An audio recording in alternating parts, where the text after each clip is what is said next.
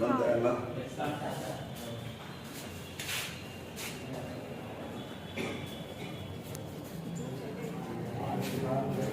Related ಕರೆಕ್ಟಾ ಒಪ್ಕೊಳ್ತೀರಾ?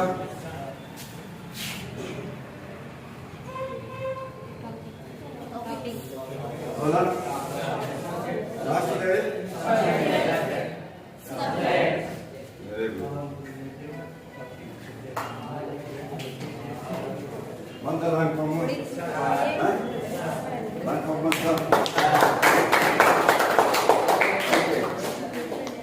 ಇದು meaning ಏನು? ಆಲ್ ಯಾಕೆ ಬಿಟ್ಟೋಗಿದೆ? ಒಂದು ಕಾಲದಲ್ಲಿ ಬಿ ಎ ಅಂತಾನೆ ಇದ್ದಿದ್ದು, ಅದರಲ್ಲಿ ಸೈನ್ಸ್ ಆರ್ಟ್ಸ್ ಕಾಮರ್ಸ್ ಎಲ್ಲ ಇತ್ತು. ಯಾವಾಗ ಇದು ಬೈಫಾರ್ಕೇಶನ್ ಹಾಕಿದ್ರೆ ಸೈನ್ಸ್ ಆರ್ಟ್ಸ್ ಅಂತ ಇತ್ತು, ಆಮೇಲೆ ಸೈನ್ಸ್ ಆರ್ಟ್ಸ್ ಕಾಮರ್ಸ್ ಅಂತ ಆಯ್ತು. ಮತ್ತೆ ಆನರ್ಸ್ ಅಂತ ತಗೊಳ್ಳೋರು, ಮೇಜರ್ ಸಬ್ಜೆಕ್ಟ್ ಮೈನರ್ ಸಬ್ಜೆಕ್ಟ್ ಅಂತ ತಗೊಳ್ಳೋರು. ಓಕೆ, ಈ ಸಬ್ಜೆಕ್ಟ್ ಅಲ್ಲಿ ನಿಮ್ಮ ಪ್ರಪಂಚದಲ್ಲಿ ಇರ್ತಕ್ಕಂಥ ಎಲ್ಲ ಜ್ಞಾನ ಇದ್ರಲ್ಲಿ ತುಂಬಿಕೊಂಡಿದೆ. ಅರ್ಥ ಆಯ್ತಾ? ನೀವು ಒಂದಲ್ಲ ಎರಡಲ್ಲ ಪೂರ್ತಿ all related topic and subjects ಅದ್ರ ಬಗ್ಗೆ ನೀವು ಸ್ಟಡಿ ಮಾಡ್ತೀರ. ಬಟ್ ಓದೋದು 4 ಸಬ್ಜೆಕ್ಟ್. ಆ 4 ಸಬ್ಜೆಕ್ಟ್ಸ್ ಅಲ್ಲಿ ನೀವು ಕಂಪ್ಲೀಟ್ ಬಂದ್ಬಿಡುತ್ತೆ. ಆ 4 ಸಬ್ಜೆಕ್ಟ್ಸ್ ಅಲ್ಲಿ ಎಲ್ಲದೂ ಬಂದಿರುತ್ತೆ. ಬೋರ್ಡ್ ಕಡೆ ಕವರ್ ಮಾಡಬೇಕು, ಕಂಪ್ಲೀಟ್ ಬೋರ್ಡ್ ಕಡೆ. ಆಯ್ತಾ? ಈಗ ಎಲ್ಲರಿಗೂ ಉದ್ದೇಶ ಏನಿದೆ? ಚೆನ್ನಾಗಿ ಓದ್ಬಿಟ್ಟು ಒಳ್ಳೆ ಪರ್ಸೆಂಟೇಜ್ ತಗೋಬೇಕಂತ ಇದೆ. ಇಲ್ಲದೆ ಇರೋ ಕೇಳಿದ್ರೆ ನೋಡೋಣ. ಇಲ್ಲಪ್ಪ ನಾನು ಫೇಲ್ ಆಗ್ಬೇಕು ಅಂತ ಇರ್ತಕ್ಕಂಥವ್ರು ಕೇಳ್ತೀವಿ ನೋಡೋಣ. ಇದ್ದೀರಾ? ಪಾಸ್ ಆಗ್ಬೇಕಂತ ಇರೋರು ಕೇಳ್ತೀವಿ ನೋಡೋಣ. ಪಾಸ್ ಆಗ್ಬೇಕಂತ ಇರೋರು. ಓಕೆ, ಎಲ್ಲರಿಗೂ ಆಸೆ ಇದೆ ಮುಂದೆ ಬರಬೇಕು ಅಂತ, ಹಿಂದೆ ಉಳಿಬೇಕಂತ ಯಾರಿಗೂ ಇಲ್ಲ. ಆದರೆ ಅದ್ರಲ್ಲಿ ಬರ್ತಕ್ಕಂಥ ನ್ಯೂನತೆಗಳಿದೆ ಅಲ್ಲ, ಆ ನ್ಯೂನತೆಗಳಿಗೆ ಮುಂದೆ ಹೋಗ್ಲಿಕ್ಕೆ ಬಿಡಲ್ಲ. ಓಕೆ, ಒಂದು ಲಾಂಗ್ ಫಾರ್ಮ್ ಗೊತ್ತಾಯ್ತಲ್ಲ? ಇದೇ ನಂಬರ್ ಯಾರಿಗೂ ಹೇಳ್ಬೇಡಿ, ಅದೇ ನಿಮ್ಮ ಸರಿ ಕೇಳ್ರಿ. ARTS ಲಾಂಗ್ ಫಾರ್ಮ್ ಏನು ಅಂತ ಅರ್ಥದ? ಈ ವಿಡಿಯೋ ನಿಮಗೆ ಆಮೇಲೆ ಕಳಿಸ್ತೀನಿ, ಯಾರಿಗೂ ಒಬ್ಬರು ಕಳಿಸ್ತೀನಿ. ಸಬ್ಸ್ಕ್ರೈಬ್ ಮಾಡ್ಕೊಳ್ಳಿ, ಇದು ಮಾಡ್ಕೊಳ್ಳಿ. ನನ್ನ ಒಂದು ವಿಡಿಯೋಸ್ ಇದೆ, ಅದೇ 7 ವರ್ಷ ಮುಂಚೆ ಮಾಡೋದು. ಓಕೆ, ಇದಕ್ಕೇನು ಮಾಡ್ಬೇಕು ನಾವು?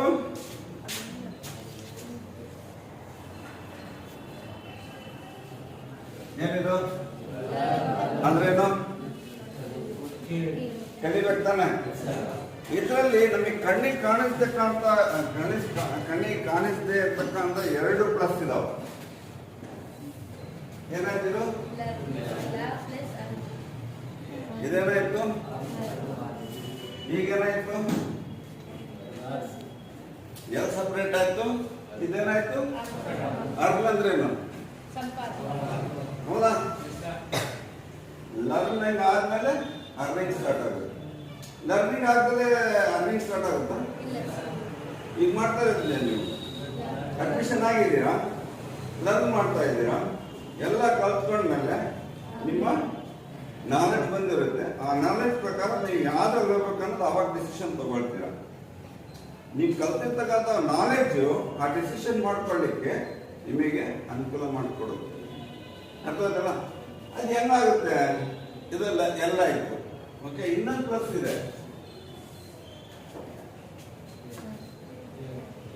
ಏನಾಯ್ತು? ಇದು ಈ ಕಡೆ ಆಯ್ತು, ಇದು ಈ ಕಡೆ ಆಯ್ತು. ಏನಾಯ್ತು ಇದು? ಇಯರ್ ಅಂದ್ರೆ ಏನು? ಕಿವಿ. ಕಿವಿ ಏನ್ ನಮ್ದು? ಆಂಟೆನಾ ತಾನೆ? ನಮ್ಮ ಆಂಟೆನಾ ತಾನೆ? ನಮ್ಮ ಆಂಟೆನಾ ಹೆಂಗಿರ್ಬೇಕು? EQ, AQ,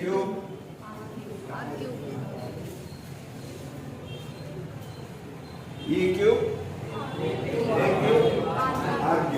ಓಕೆ, ಇದನ್ನ ನಾನು ಬಿಡಿಸ್ತೇನೆ. ಫಸ್ಟ್ ಇವು ಹೆಂಗಿರ್ಬೇಕು? ಎಫಿಷಿಯಂಟ್ ಆಗಿರ್ಬೇಕು, ರೈಟ್? ಎಫಿಷಿಯಂಟ್ ಆಗಿರ್ಬೇಕು. ನೆಕ್ಸ್ಟ್ ಇದು ಎನ್ಹಾನ್ಸ್ ಮಾಡ್ತಾ ಇರ್ಬೇಕು. ಪ್ರತಿ ಸೆಕೆಂಡಿಗೆ ಅದು ಎನ್ಹಾನ್ಸ್ ಮಾಡ್ತಾರೆ. ಆಮೇಲೆ ಎಕ್ಸಿಕ್ಯೂಟ್ ಮಾಡ್ತಾ ಇರ್ಬೇಕು. ನೀವೇನೋ ಸರ್ ಏನೋ ಹೇಳ್ತಾ ಇರ್ತಾರೆ, ನೀವು ಲಕ್ಷ ಕೊಟ್ಟು ಕೇಳ್ತಿರ್ತೀರಾ, ಯಾರು ಪಕ್ಕದಲ್ಲಿ ಇರೋದೇನೋ ಹೇಳ್ತಾರೆ, ನಾವು ಸರಿನೂ ಹೇಳ್ತಾರೆ, ಅವ್ರು ಹೇಳಿದ್ದು ತಲೆ ಮೇಲೆ ನೋಡ್ಬಿಡುತ್ತೆ. ಆ ವಿಷಯ ಓದ್ಬಿಟ್ಟಿರ್ತಲ್ಲ, ಅವ್ರ ಕನೆಕ್ಷನ್ ಸಿಗಲ್ಲ. ನೆಕ್ಸ್ಟ್ ಏನು ಹೇಳ್ತೀರ ಅಂತ ನಮ್ಮ ಕಿವಿನಾಗ ಇರಬೇಕು. ಫಸ್ಟು ಎಫಿಷಿಯೆಂಟ್ ಇರಬೇಕು, ಎನ್ಹಾನ್ಸ್ ಆಗಬೇಕು, ಎಕ್ಸಿಕ್ಯೂಟ್ ಮಾಡ್ತಾ ಇರಬೇಕು. ಇದು ಆಗ್ಲಿಕ್ಕೆ ನೀವೇನು ಮಾಡ್ಬೇಕು?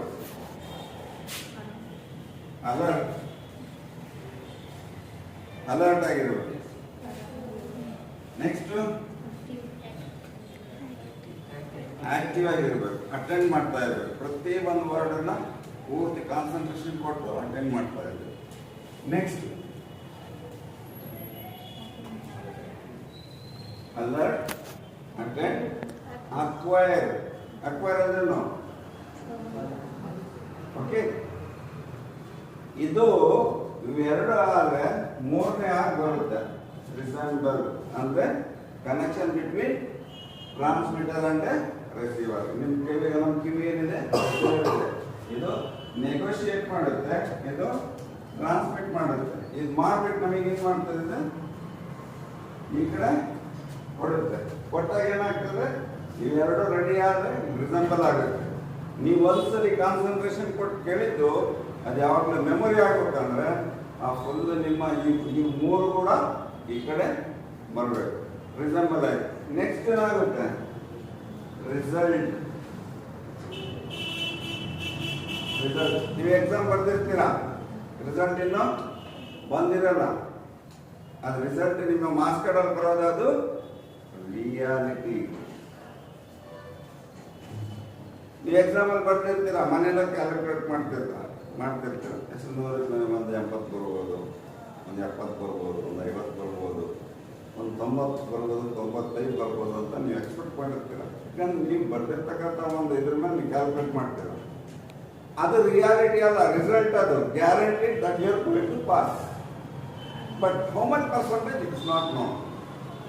ಅದು ನಿಮಗೆ ರಿಸಲ್ಟ್ ಮಾರ್ಕ್ಸ್ ಶೀಟಲ್ಲಿ ಬಂದಾಗ ಮಾತ್ರ ಅದು ರಿಯಾಲಿಟಿ ಆಗುತ್ತೆ.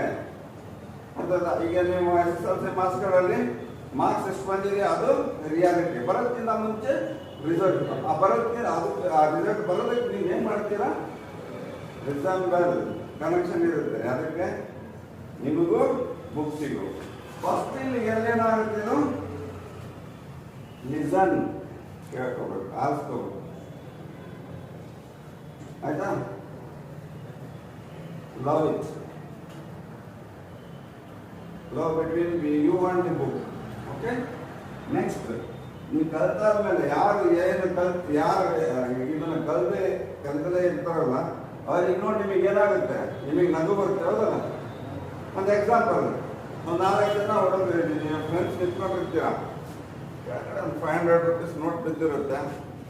ಒಬ್ಬನೇನು ಮಾಡ್ತಾನೆ, ನೋಡ್ಕೊಳ್ತಾನೆ, ಬೇರೆ ಹೇಳಲ್ಲ, ಮಾತಾಡ್ತಾ ಇರ್ತಾನೆ, ನೋಡ್ತಾನೆ 500 ರೂಪೀಸ್. ಅವಾಗೇನು ಮಾಡ್ತಾನೆ, ಅವನೊಂದು ಪ್ಲಾನ್ ಮಾಡ್ತಾನೆ. ಅವ್ರದ್ದು ಲಕ್ಷಣ ಬೇರೆ ಕಡೆ ಮಾಡಿಸ್ಬಿಟ್ಟು ಎತ್ಕೊಂಡಿರ್ತಾನೆ. ಇವ್ರು 3 ಜನಕ್ಕೆ ಸಿಕ್ಕಿರಲ್ಲ. ಅವಾಗ ಇವನೇನು ಮಾಡ್ತಾನೆ, ಇವ್ರಿಗೆ 3 ಜನಕ್ಕೆ ನೋಡಿ ನಗ್ತಾ ಇರ್ತಾನ. ಹೌದಲ್ಲ? ಅವ್ರಿಗೆ ಸಿಕ್ಕಿರಲ್ಲ, ಇವನು ತಗೊಂಡು ಇಟ್ಕೊಂಡಿರ್ತಾನೆ. 3 ಜನಕ್ಕೆ ನೋಡ್ಬಿಟ್ಟು ಇವನು ನಗ್ತಾ ಇರ್ತಾನೆ. ಯಾಕೆ? ಇವ್ನ ಕಾನ್ಸಂಟ್ರೇಷನ್ನು ಫಸ್ಟ್ ಅಲ್ಲಿಗೆ ಹೋಯ್ತು, ನೋಟನ್ನ ಗೊತ್ತಾಯಿತು. The love is not between the person and the money. He made the mind diversion to the other side for others and build up the 500 rupees kept in the pocket. Then he start laughing. ಅವಾಗ ಏನು ಕೇಳ್ತಾರೆ, ಹೋದ್ರೆ ಹೇಳಿ ಯಾಕೆ ನಗ್ತಾ ಇರೋದು, ಏನು ನೋಡ ಅದಕ್ಕಿಂತ ಜಾಸ್ತಿ ಸಿಕ್ಕಿರೋದು ಈಗ. ಫಸ್ಟು ಆರ್ಟ್ಸ್ ಲಾಂಗ್ ಫಾರ್ಮ್ ಗೊತ್ತಾಯ್ತಾ? ಫಸ್ಟ್ ಲಿಸನ್, ಆಲಿಸ್ಕೋಬೇಕು. ಆಲಿಸ್ಕೊಂಡ್ಮೇಲೆ ಏನಾಗ್ತದೆ, ನೀವು ಬುಕ್ಸಿಗೆ ನಿಮಗೆ ಕಾನ್ಸನ್ ಇದು ಯಾವಾಗ ನೀವು ರಿಪೀಟೆಡ್ ಆಗಿ ಓದ್ತಿರೋ ಅವಾಗ ಏನಾಗ್ತದೆ, ಅಲ್ಲಿ ಲವ್ ಸ್ಟಾರ್ಟ್ ಆಗ್ತದೆ. ಯಾವಾಗ ನೀವು ಕಂಪ್ಲೀಟ್ ಆಗಿ ನೀವು ಓದಿರ್ತೀರೋ ಅವಾಗ ಏನಾಗುತ್ತೆ, ನೀವು ಕಲ್ತಿರ್ತೀರ, ಬೇರೆ ಏನು ಕಲ್ತಿರಲ್ಲ, ಅವಾಗ ಬೇರೆ ನೋಡಿ ನಿಮಗೆ ನಗು ಬರುತ್ತೆ. That is important. ಕ್ಲಿಯರ್? ಅರ್ಥ ಆಯ್ತಾ? So this is the process of learning. ಇಲ್ಲಿ ಈ ಕಿವಿ ಏನ್ ಮಾಡುತ್ತೆ?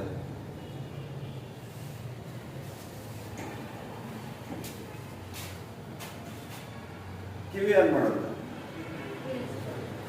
ಇದೆಲ್ಲ ಆಗಿ ಪ್ರೋಸೆಸ್ ಆಯ್ತು. ಇದಾಗ್ಲಿಕ್ಕೆ ಯಾವ ರೀತಿ ಪ್ರಾಕ್ಟೀಸ್ ಮಾಡಿರ್ತೀರ?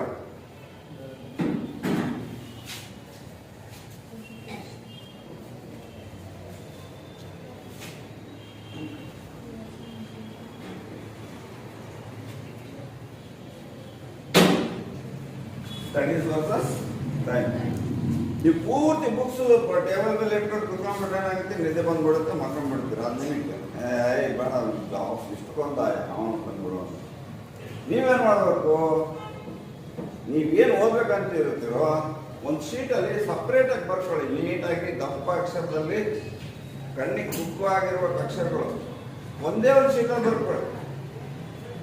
ಅದನ್ನೇ ಒಂದು 20 ಸರಿ ಓದಿ, 20 ಸರಿ ಓದಿ, ಒಂದು 20 ಸರಿ ಬರೀರಿ. ಮೈಂಡಲ್ಲಿ ರೆಕಾರ್ಡ್ ಆಗ್ಬಿಡೋದು ಆಗುತ್ತೆ ಅದು. ಆಯ್ತಾ? ಆ ಶೀಟ್ ತೆಗೆದು ಸೈಡಿಗೆ ಇಡಿ. ಅದೇ ರೀತಿ ಸೆಕೆಂಡ್ ಶೀಟಲ್ಲಿ ಸ್ವಲ್ಪ ಬರ್ಕೊಳ್ಳಿ. ಅದೇ ರೀತಿ ಪ್ರಾಕ್ಟೀಸ್ ಮಾಡಿ, ಸೈಡಿಗೆ ಇಡಿ. ಅದೇ ರೀತಿ ಇನ್ನೊಂದು ತಗೊಳ್ಳಿ, ಪ್ರಾಕ್ಟೀಸ್ ಮಾಡಿ, ಸೈಡಿಗೆ ಇಡಿ. ಒಂದು 20 ಸರಿ ಬರೆದು 20 ಸರಿ ಓದಿದ್ರೆ ಏನಾಗುತ್ತೆ? ಮೈಂಡಲ್ಲಿ ರೆಕಾರ್ಡ್ ಆಗ್ಬಿಡುತ್ತೆ. ಫಸ್ಟ್ ಟೈಮ್ ಬರೆಯೋದಕ್ಕೆ ನಾವೇನು ಹೇಳ್ತೀವಿ? ಎಕ್ಸ್ ಬೈ ಇದೇನಾಯ್ತಿದ್ದು? ಒನ್ ಟೈಮ್ ಮೆಮೊರಿ ಆಯ್ತು. ಇಲ್ಲಿ ನಿಮ್ಮ ಬ್ರೈನಲ್ಲಿ ಬ್ರೈನಿಂದ ಮೈಂಡಿಗೆ ಕನೆಕ್ಷನ್ ಕೊಡ್ಬೇಕು. ಬ್ರೈನ್ ಇದೆಯಲ್ಲ, ಮೆದುಳು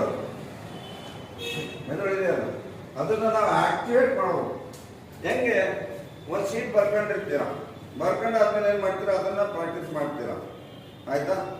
ಸೆಕೆಂಡ್ ಟೈಮ್ ಅದನ್ನ ಇನ್ನೊಂದ್ಸರಿ ಓದ್ತೀರಾ, ರಿಪೀಟೆಡ್ ಆಗಿ. 1 2 ಎಷ್ಟು ಸರಿ ಆಯ್ತು? 3 ಸರಿ ಆಯ್ತು. ಇದು x2, ಇದು x1, t2. 1 ಡಾಟ್ ಕ್ರಿಯೇಟ್ ಆಯ್ತು. ಮೆದುಳು ಪೂರ್ತಿ ಹಲವು. Are you not interested? Are you interested already? Then why are you sleeping? If you are not interested, just go.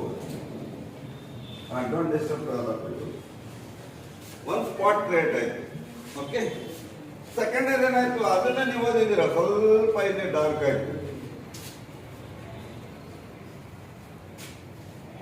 ಈ ಇದನ್ನು ನೋಡಿದಿರಲ್ಲ, ಸೈಡ್ ಕಟ್ಟರ್ ಶಾಮಿಯಾನ ಅಂತ. ಈ ಸಣ್ಣ ನೋಡ್ರಿಗೆ ಒಳಗಡೆ ಬಿಟ್ಬಿಟ್ಟು ಕವರ್ ಮಾಡ್ಕೊಡಿ. ಅಲ್ಲಿ ಒಳಗಡೆ ಆಡೋವಾಗ ಇರ್ತಾರೆ. ಆಮೇಲೆ ಏನು ಮಾಡ್ತಾರೆ? ಎಲ್ಲೋ ಒಂದ್ ಕಡೆ ತೂತಾಗಿರುತ್ತೆ ಸಣ್ಣಗೆ. ಇಲ್ಲಿ ಹೊರಗಡೆ ಸಣ್ಣ ಏನು ಮಾಡ್ತಾನೆ? ಬಂದು ಬೆಳಲ್ಲಿ ಇದು ಮಾಡ್ತಾನೆ, ಸ್ವಲ್ಪ ಆಗಲಾಗುತ್ತೆ. ಅವನಿಗಿಂತ ಸ್ವಲ್ಪ ಜಾಸ್ತಿ ಏಜ್ ಇರೋಣ, ಅವನಿಗೆ ಸ್ವಲ್ಪ ನಾಲೆಜ್ ಇರುತ್ತಲ್ಲ, ಅವ್ನು ಬಂದು ಏನು ಮಾಡ್ತಾನೆ? ಇಲ್ಲಿ ಹೊರಗೆ ಹೋಗೋದು ಹೆಂಗೆ ಅಂತ ಅವನಿಗೆ ಗೊತ್ತಿರಲ್ಲ. ಸ್ವಲ್ಪ ಇನ್ನೂ ಸ್ವಲ್ಪ ಜಾಸ್ತಿ ಮಾಡ್ತಾನೆ. ಇನ್ನು ಅವನಿಗಿಂತ ದೊಡ್ಡ ನೀರಲ್ಲಿ ಬಂದು ಪೂರ್ತಿ ಹದ ಬರ್ತಾನೆ. ಅಲ್ಲಿಂದ ತೂರ್ಕೊಂಡು ಹೊರಗೆ ಬರ್ತಾರೆ. ಹೊರಗೆ ದಾರಿ ಇರುತ್ತೆ, ಆದ್ರೆ ಅಲ್ಲಿಂದ ಬರ್ತಾರೆ. ಸೊ ದಟ್ ಮೀನ್ಸ್ ನಿಮಗೆ ನಾಲೆಜ್ ಒಂದ್ಸರಿ ಅಲ್ಲಿ ಸ್ಪಾಟ್ ಕ್ರಿಯೇಟ್ ಆಯ್ತು ಅಂದ್ರೆ ಅದನ್ನ ರಿಪೀಟ್ ಮಾಡ್ದಂಗೆಲ್ಲ ಏನಾಗುತ್ತೆ? ಇದು ಕನ್ವರ್ಟ್ ಆಗಿ ಬ್ರೈನ್ ಆಗುತ್ತೆ, ಸಾರಿ ಮೈಂಡ್ ಆಗುತ್ತೆ. ಅವಾಗ ಏನಾಗ್ತದೆ? ಇಲ್ಲಿ 3 ಸರಿ ಆಯ್ತು, ಇಲ್ಲಿ 4 ಸರಿ ಆಯ್ತು.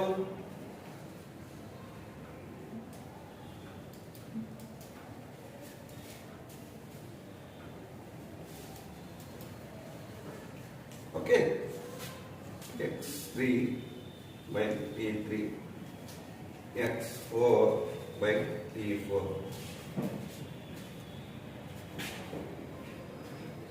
ನೀವು ಹೆಸರು ಓದ್ತಿರೋ ಸರಿ ನೀವು ಮಾಸ್ಟರ್ ಆಗ್ತೀರ.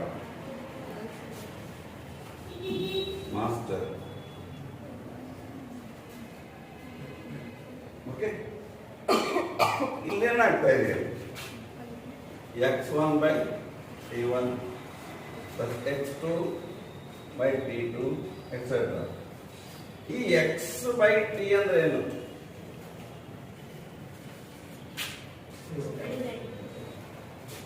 ಆ ಸ್ಟಡೀಸ್ ಅಂದ್ರೆ ಏನು?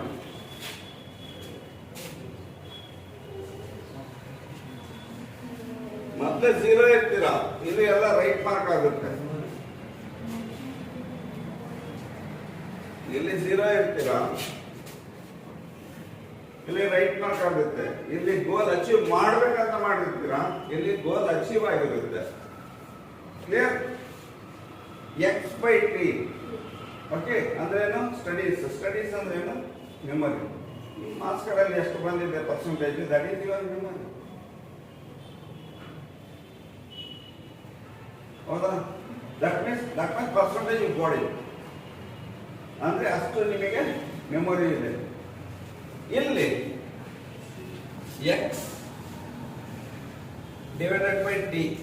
ಇದನ್ನು ನಾನು ಈ ಸಿಂಬಲ್ ತೆಗೆದು ಬೇರೆ ಯಾವ್ದನ್ನ ಹಾಕ್ಬೋದು? ಇದಕ್ಕೆ ನಾವೇನ್ ಹೇಳ್ತೀವಿ? ಇನ್ನೊಂದು ಇಂಗ್ಲಿಷಲ್ಲಿ ಏನ್ ಹೇಳ್ತೀವಿ? ಡಿವೈಡೆಡ್ ಬೈ ಅಂತ ಹೇಳ್ತೀವಿ. ಇನ್ನೊಂದು word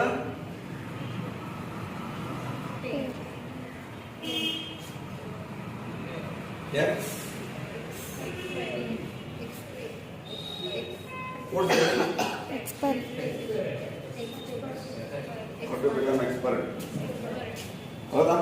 Okay. Can you got it? Yes, sir. Huh? Are you happy? Yes, sir. Huh? Then you can practice it. Master. Memory of all studied topic. Who execute result? ಯಾರು result ಕೊಡ್ತಾರೋ that person is the master. Memory of all ಏನು studied topics. Who execute the result? That person is a master. ನೀವು interview ಹೋಗ್ತೀರಾ, ಇದನ್ನೇ ತಗೊಳ್ಳಿ. Interview ಹೋಗ್ತೀರಾ, ನಿಮ್ಮ percentage ಕಡಿಮೆ ಇರೋದಕ್ಕೆ ಹೋಗ್ತಾರೆ, ಜಾಸ್ತಿ ಇರೋದಕ್ಕೆ ಹೋಗ್ತಾರ? ಅಂದ್ರೆ ಮೆಮೊರಿ ಜಾಸ್ತಿ ಇರೋದಕ್ಕೆ ಹೋಗ್ತಾರೆ, ಕಡಿಮೆ ಇರೋದಕ್ಕೆ ಹೋಗ್ತೀರಾ? ಹೌದಾ? ಮೆಮೊರಿ ಜಾಸ್ತಿ ಅಂದ್ರೆ ನೀವು ಈಗ ಫಸ್ಟ್ PUC ಇದ್ದೀರಾ, ಪಾಸ್ ಮಾಡ್ಕೊಂಡು ಸೆಕೆಂಡಿಗೆ ಬರ್ತೀರಾ, ಸೆಕೆಂಡ್ ಆದ್ರೆ ಗ್ರಾಜುಯೇಷನ್ ಪೋಸ್ಟ್ ಗ್ರಾಜುಯೇಷನ್ ಹೋಗ್ತೀರಾ, ಯಾವ್ದಾದ್ರು ಕಾಂಪಿಟೇಟಿವ್ ಯಾವ್ದು IAS ಕಾಂಪಿಟೇಟಿವ್ ಎಕ್ಸಾಮ್ ಅಲ್ಲಿ ಹೋಗ್ತೀರಾ, ಜಾಸ್ತಿ ಮೆರಿಟ್ ಇರೋದಕ್ಕೆ ಕೊಡ್ತಾರೆ, ಕಡಿಮೆ ಮೆರಿಟ್ ಇರೋದಕ್ಕೆ ಕೊಡ್ತಾರೆ. ಹೌದಾ? ಇಲ್ಲಿ 0 ಇರ್ತೀರಾ, ಇಲ್ಲಿ ಏನಾಗಿರ್ತೀರಾ? Hero. That means 0 to hero. ಆಗ್ಬೇಕಾ? ನಿಮ್ ಲೈಫಲ್ಲಿ ಆಗ್ಬೇಕಾ? ಈ ಕ್ಲಾಸ್ ನಿಮಗೆ ಅನುಕೂಲ ಆಗ್ತದೆ ಇಲ್ಲ? ಆಗುತ್ತೆ ತಾನೆ? ಮಾಡ್ತೀರಾ ಹಾಗೆ? ಓಕೆ, ನಾವೆಲ್ಲರೂ stop up this expression. Okay, ಈಗ ಇದರಲ್ಲಿ ನಿಮಗೆ ಈ ಕ್ಲಾಸ್ ಕೇಳಿದ್ರಲ್ಲ, ಜಸ್ಟ್ 20 ಮಿನಿಟ್ಸ್ ತಾನೆ? 20 ಮಿನಿಟ್ಸ್ ತಗೊಂಡಿದ್ದು. ಆ 20 ಮಿನಿಟ್ಸ್ ಅಲ್ಲಿ ನಿಮಗೆ ಏನೇನು ಕಲಿಯಲಿಕ್ಕೆ ಆಸ್ಪದ ಇದು ಒಂದು ಏನೋ ವಿಷನ್ ಕ್ರಿಯೇಟ್ ಆಯ್ತು. ವಿಷನ್ ಏನು ಕ್ರಿಯೇಟ್ ಆಯ್ತು?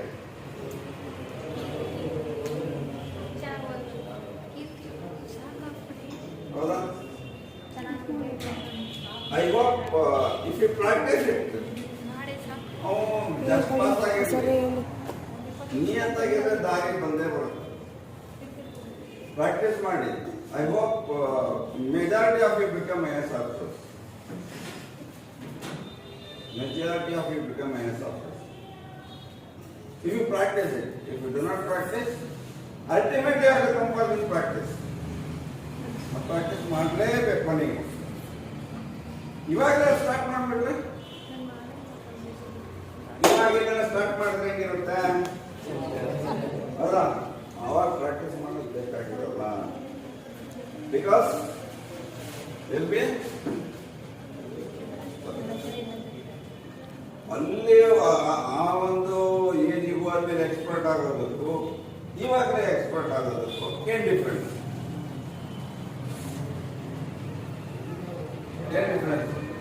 ಅಲ್ಲಿ ಹೋಗಿ ಪ್ರಾಕ್ಟೀಸ್ ಮಾಡೋ ಟೈಮ್ ಫೀಲಿಂಗ್ ಏನಿದೆಯಲ್ಲ, ಇಲ್ಲೇ ಪ್ರಾಕ್ಟೀಸ್ ಮಾಡ್ಬಿಟ್ರೆ ಅಲ್ಲಿ ನಿಮಗೆ ಬೇಕಾದಷ್ಟು ಟೈಮ್ ಇರ್ತದೆ, ಅದು ಮತ್ತೆ ಸ್ಟಡಿ ಮಾಡ್ಬೋದು, ಫ್ರೀ ಆಗಿರ್ಬೋದು, ರಿಲ್ಯಾಕ್ಸ್ ಆಗಿರ್ಬೋದು.